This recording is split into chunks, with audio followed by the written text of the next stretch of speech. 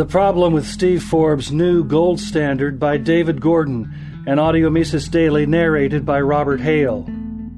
This article references the book Money and How the Destruction of the Dollar Threatens the Global Economy and What We Can Do About It by Steve Forbes and Elizabeth Ames.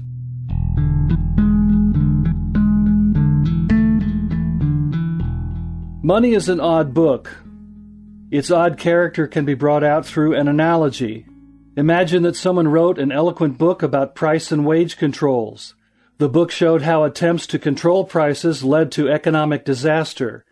Faced with an abundance of incontrovertible evidence that demonstrated the bad effects of these measures, an informed policymaker would find only one rational choice available to him.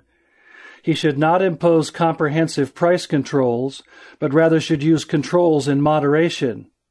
Would it not be obvious what had gone wrong with our imagined book? If price controls do not work, they should be done away with altogether. Moderation in the use of a bad measure is no virtue. If cyanide is poison, drink in small doses is not the appropriate response. Money falls exactly into the bad pattern just described. Forbes and Ames write with insight about the dangers of inflation and easy money. In response, they propose that the monetary system should be based on gold. What could be better? Unfortunately, they do not favor a genuine gold standard. Instead, their plan calls for limiting monetary expansion by tying the dollar to gold at a fixed rate. In sum, monetary expansion is bad, so we ought to reduce the extent to which the Fed may engage in it. Forbes and Ames aptly quote Ron Paul on the fundamental fallacy of inflationism. Quote, "If governments or central banks really can create wealth simply by creating money, why does poverty exist anywhere on earth?" End quote. Money is valuable because we can use it to purchase goods and services. Increasing the number of monetary units does not add new goods or services to those already produced. An exception must be made for non-monetary uses of a monetary commodity such as jewelry. The point seems obvious once stated. Why do so many ignore it? As Forbes and Ames point out, many nations favor inflation because it will increase exports and reduce imports. Foreign buyers, so long as the money of their own nation has not expanded as quickly, will find that they can purchase more goods for the same nominal amount of their money, and importers will find that with their inflated money, they can purchase less. In this view, exports are good and imports are bad, but why should we accept this? Quote, "Trade deficits and surpluses have historically reflected little about the health of an economy. Neo-mercantilists overlook the fact that the United States has had a merchandise trade deficit for roughly 350 out of the last 400 years. The fact that the United States buys products and services from other nations doesn't mean it's weak. It means that the U.S. economy is strong and has the wealth and resources to buy what others are selling." End quote. The authors strike forcefully at the Keynesian claim that inflation is needed to combat unemployment. Quote, "According to William Phillips and his fellow Keynesians, vigorous growth corresponded to price increases, while lower inflation correlated with higher jobless levels. In other words, there was a trade-off between inflation and employment." End quote. As the stagflation of the 1970s showed, the Keynesian claim is false. Inflation and unemployment don't move the way Keynesians would have you believe. In the inflationary boom-bust era of the 1970s and early 1980s, unemployment reached higher levels than during the financial crisis. End quote. Broadening their critical assault, Forbes and Ames show the deleterious moral effects of inflation. Quote, "Weak, unstable money inflames perceptions of unfairness. People with fixed incomes struggling with rising prices in an uncertain economy become enraged when they see others appear to get rich through speculation or crony capitalism, not honest effort." End quote. For more on this, see Wilhelm Röpke's Welfare, Freedom, and Inflation. The natural conclusion from all this criticism of inflation is that the government ought to refrain entirely from monetary expansion, but a theoretical error blocks the authors from seeing this.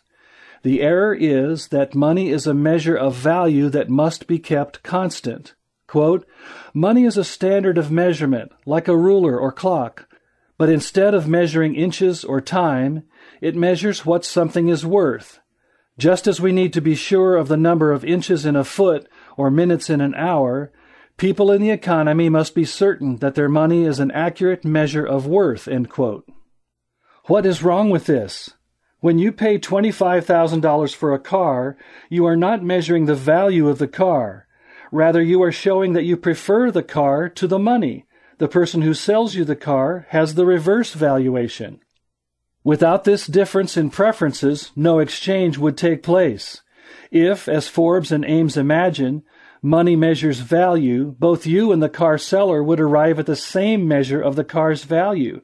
We would have no account at all of why an exchange takes place. We can trace further the source of the author's mistake. They rightly note that money, quote, "originated in the marketplace as a solution to a problem. It arose spontaneously like the spoon or the personal computer in response to a need," end quote. With money, it is much easier to achieve the double coincidence of wants required for an exchange than without it. But they miss why this is so. The reason is that practically everyone is willing to accept money in an exchange. It is a commodity that everyone wants. Instead, Forbes and Ames identify the need as for a stable unit of value to facilitate trade. This fundamental error leads them to recommend inadequate policies. Their plan leaves plenty of room for monetary expansion. Their gold standard allows the money supply to expand naturally in a vibrant economy. Remember that gold, a measuring rod, is stable in value. It does not restrict the supply of dollars any more than a foot with 12 inches restricts the number of rulers being used in the economy.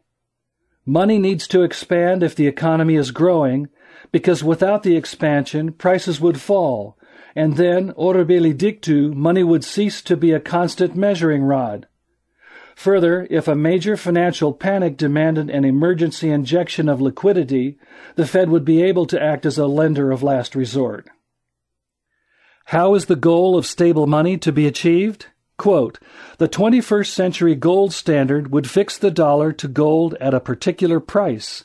The Federal Reserve would use its tools, primarily open market operations, to keep the value of the dollar tied at that rate of gold," end quote.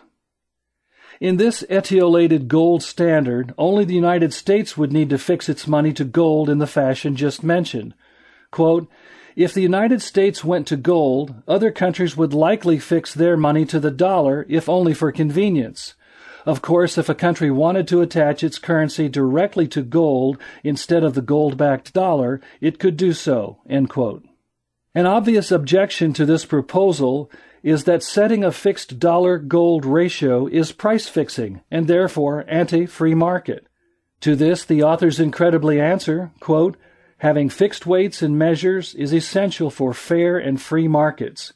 We don't let markets each day determine how many ounces there are in a pound or how many inches there are in a foot. Money, similarly, is a measure of value," end quote. They fail to grasp that economic value is subjective. There are no fixed units of value that correspond to units of measurement of physical objects. Their proposal, as they readily acknowledge, revives the interwar gold exchange standard and the post-World War II Bretton Woods arrangement. For them, this is no objection. Those were excellent monetary systems.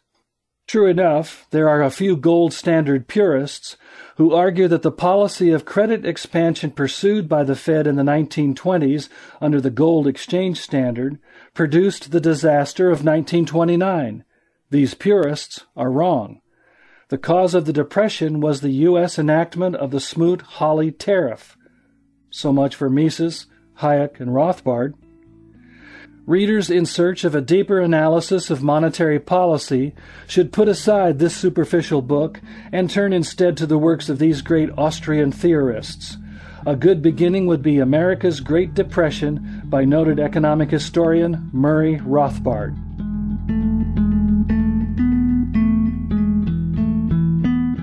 The Mises Institute hopes you have enjoyed this audio Mises Daily. For a world of free market literature, media, and discussion, visit Mises.org.